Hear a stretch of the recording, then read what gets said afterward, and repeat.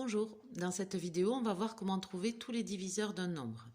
Alors, on va commencer avec un exemple. Par exemple, on va chercher les diviseurs du nombre 45. Alors, pour trouver les diviseurs de 45, on va passer en revue tous les nombres qui sont entre 1 et 45 et on va regarder si, oui ou non, ils sont diviseurs de 45. Alors, on commence avec 1. 1 est un diviseur de 45 parce que 45, c'est égal à 1 fois 45. 45 divisé par 1, ça fait 45, et 45 divisé par 45, ça fait 1. Donc 1 est un diviseur de 45, je l'écris ici au début de ma ligne, mais 45 est aussi un diviseur de 45. Donc je vais écrire 45 ici, en bout de ligne. Je l'écris au bout parce que je ne sais pas s'il y aura d'autres diviseurs entre ou pas. Et puis après 1, je passe au suivant, c'est-à-dire 2, l'entier qui suit. Alors est-ce que 45 est divisible par 2? Ça voudrait dire que 45 est dans la table de 2. Ce n'est pas le cas. Alors pour ça, on a un critère de divisibilité. Tous les nombres divisibles par 2 sont ceux qui finissent par 0, 2, 4, 6 ou 8.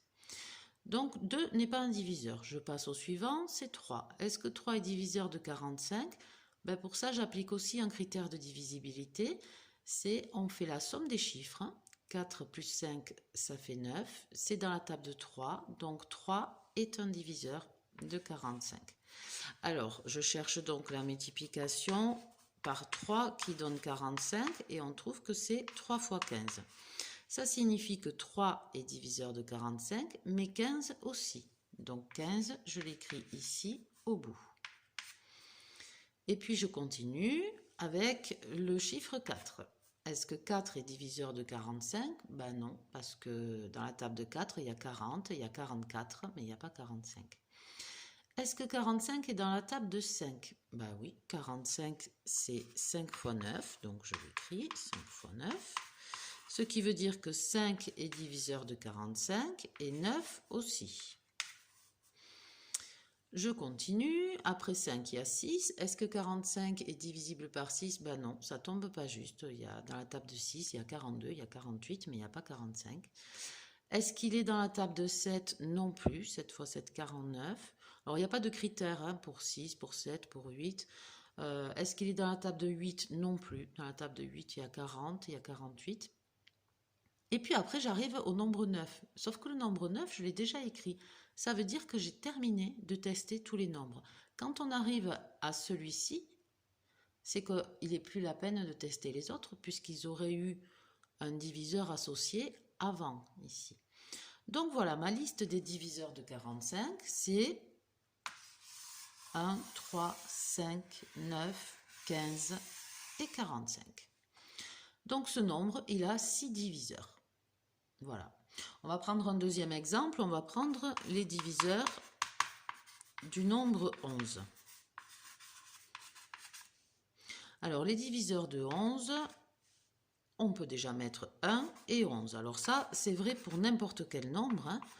Vous l'aurez compris, chaque nombre entier est divisible par 1 et aussi par lui-même. Donc, c'est sûr qu'il y a 1 et qu'il y a 11, parce que 11, c'est 1 fois 11. Ensuite, est-ce que 11 est divisible par 2? Ben non, c'est pas un nombre pair. Est-ce qu'il est divisible par 3? 1 plus 1, ça fait 2, c'est pas dans la table de 3. Est-ce qu'il est dans la table de 4? Non. Dans la table de 5 non plus, de 6 non plus, de 7 non plus, de 8 non plus, de 9 non plus et de 10 non plus. Donc 11, lui, il n'a que deux diviseurs, 1 et 11. Alors les nombres qui n'ont que deux diviseurs, on les appelle les nombres premiers.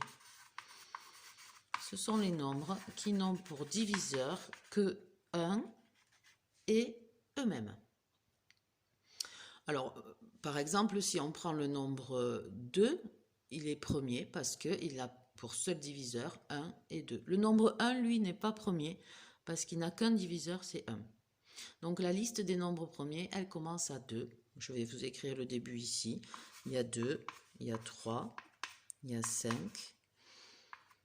il y a 7, 9, 10, 11, 13, 17, 19, etc. On peut remarquer qu'ils sont tous impairs, puisque tous les nombres pairs sont divisibles par 2. Il n'y a que 2 qui est dans cette liste, parce que lui n'a que 2 diviseurs. Et voilà, cette liste, elle est infinie. On découvrira tout ça à travers d'autres vidéos. Je vous remercie d'avoir écouté jusqu'au bout. À bientôt.